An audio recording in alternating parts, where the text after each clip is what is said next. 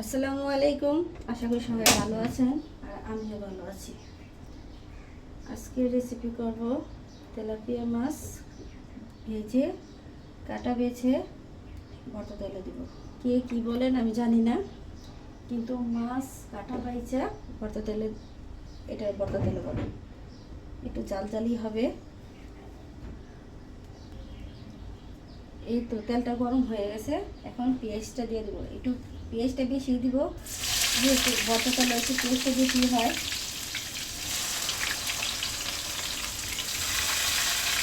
আর এখানে এই যে তেলাপিয়া মাছ বাইজা কাটা বাইজা নিচ্ছি, বড় একটা তেলাপিয়া মাছ বাইজা।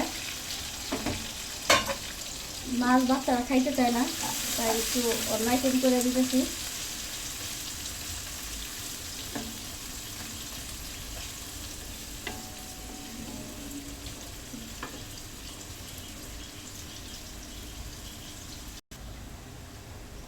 এই তো পেঁয়াজটা ভাজা ভাজা হয়ে গেছে,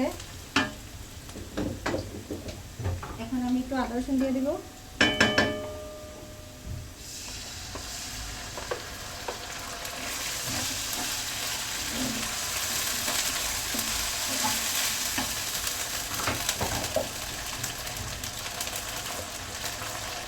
স্বাদ মতো লবণ দিয়ে দিব।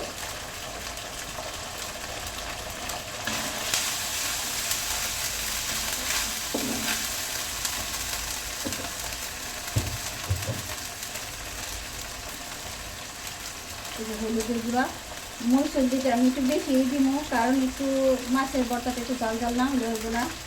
এই যে মরিচের গুঁড়ো দিয়ে দিলাম, এই ধনিয়ার গুঁড়ো, এই এখানে আছে জিরের গুঁড়ো। জিরের গুঁড়োটা একটু বেশি দিব।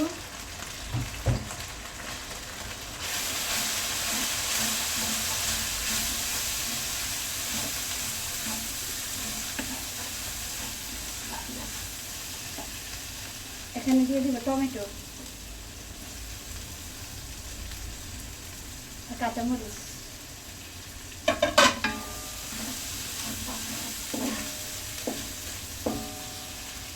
হালকা একটু পানি দিব কষানোর জন্য।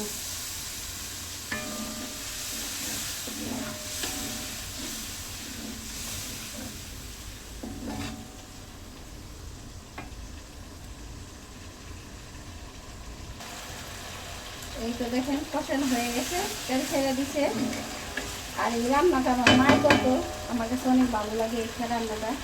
এই যে এখানে আছে, এটা টাকি মাছ দিয়ে করতে পারেন, শোল মাছ দিয়ে করতে পারেন, কিন্তু আমার কাছে তেলাপিয়া মাছটা আছে।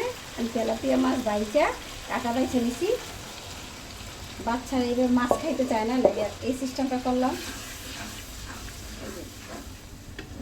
কাটা নেই, এখন ভালো করে একটু কষাই নেব।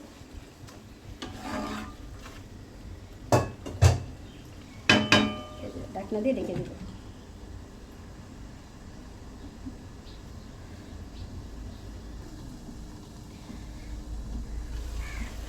এই তো দেখেন একদম হয়ে গেছে, আর খুব সুন্দর একটা পোড়া পোড়া মশলা গ্রান আসতেছে, অনেক ভালো লাগতেছে।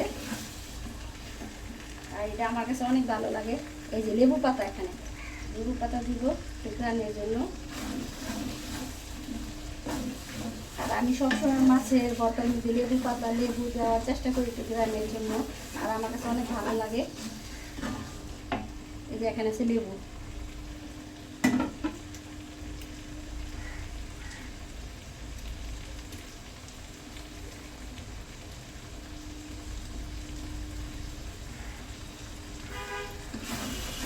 দিয়ে গিয়ে আর একটু ভালো করে লাড়াচাড়া দিয়ে দিব।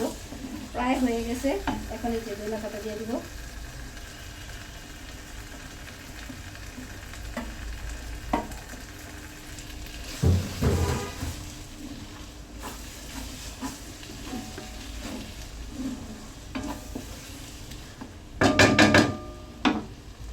এই যে সামান্য জিরার গুঁড়ো, ভাজা জিরার গুঁড়ো দিয়ে দিব।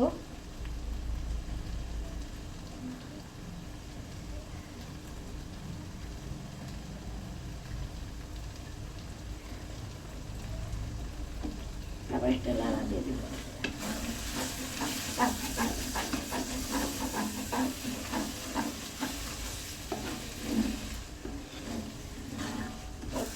সুন্দর একটা গ্রান আসতেছে। আমার রান্নাটা কেমন হয়েছে অবশ্যই জানাবেন। আল্লাহ হাফেজ।